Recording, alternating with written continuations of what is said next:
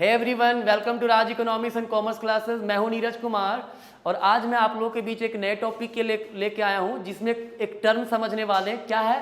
Impact and incidence of a tax. ठीक है, देखिए बहुत ही बेहतरीन टॉपिक है। अक्सर बच्चे इसका सवाल पूछते रहते, खोजते रहते, गूगल करते रहते। ठीक है, आज के बाद गूगल करने की आवश्यकता नहीं पड़ेगी अगर आप इसको देख लो अच्छे से तो। ठीक है, देखिए अगर इम्पैक्ट ऑफ टैक्स की बात की जाए तो इसका मतलब होता है लीगली जिस पे टैक्स इंपोज होता है। ठीक है, लीगली जिस पर टैक्स इंपोज होता है वो होता है इम्पैक्ट ऑफ अ टैक्स। ठीक है, जैसे मेरे इनकम पे लीगली मेरे ऊपर टैक्स लगा है ना, तो वो क्या हो गया? इम्पैक्ट ऑफ टैक्स किस पे पड़ा? मेरे ऊपर पड़ा। ठीक है, लेकिन इंसिडेंस ऑफ टैक्स का मतलब क्या होता है?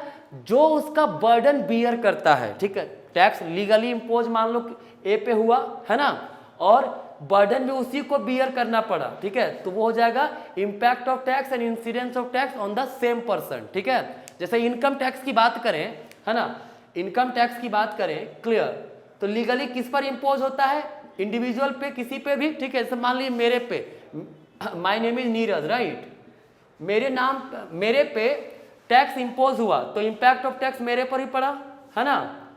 और जब मेरे इनकम पर टैक्स लगा तो इसको बियर कौन करेगा? हम ही बियर करेंगे ना, ऑब्वियस सी बात है। तो इंसिडेंस ऑफ टैक्स भी जो है क्या होगा? मेरे ऊपर ही पड़ेगा। ठीक है, तो जब impact of tax and incidence of tax same person पे लाई करता है तो वही होता है हमारा डायरेक्ट टैक्स। ठीक है, याद रखिएगा ये चीज। मतलब लीगली जिस पे इंपोज किया जाए बर्डन भी अगर उसी को पड़ रहा है तो वो डायरेक्ट टैक्स होता है। ठीक है, मैंने वीडियो बनाया already direct and indirect tax का, पिछले वीडियो बनाया है मैंने। ठीक है, वहां पे आप देख सकते हो, मैंने पूरा समझाया है डायरेक्ट टैक्स इनडायरेक्ट टैक्स क्या होता है। लेकिन एक शॉर्ट डेफिनेशन आप ये भी दे सकते हो कि जब impact of tax and incidence of tax same person पे पड़े तो वो डायरेक्ट टैक्स होता है। ठीक है, इम्पैक्ट ऑफ टैक्स का मतलब लीगली जिस पे टैक्स इंपोज हो रहा है, इंसिडेंस ऑफ टैक्स का मतलब जो उसका बर्डन बियर कर रहा है। ठीक है, मान लीजिए वहीं अगर हम लोग इनडायरेक्ट टैक्स की बात करेंगे ना तो इम्पैक्ट ऑफ टैक्स दूसरे पड़ता है। मान लो ये मार्कर का प्रोड्यूसर है ए, ठीक है, इस पर इम्पैक्ट ऑफ टैक्स पड़ा है ना।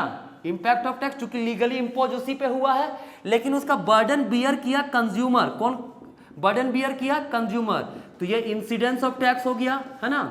ध्यान रखिएगा, लीगली इंपोज किस पे हुआ? ए, प्रोड्यूसर पे, और बर्डन कौन बियर कर रहा है? मैं प्रोड्यूसर लिख दे रहा हूं, प्रो है ना, प्रोड्यूसर, राइट। प्रोड्यूसर पे लीगली इंपोज हुआ तो वो इम्पैक्ट ऑफ टैक्स हो गया, और उसका बर्डन बियर किया कंज्यूमर, तो इंसिडेंस ऑफ टैक्स हो गया कंज्यूमर पे। ठीक है, जब इम्पैक्ट ऑफ टैक्स और इंसिडेंस ऑफ टैक्स दोनों अलग अलग पर्सन पे पड़ता हो तो वो हमारा कहलाता है इनडायरेक्ट टैक्स। क्या कहलाएगा हमारा? वो इनडायरेक्ट टैक्स, राइट।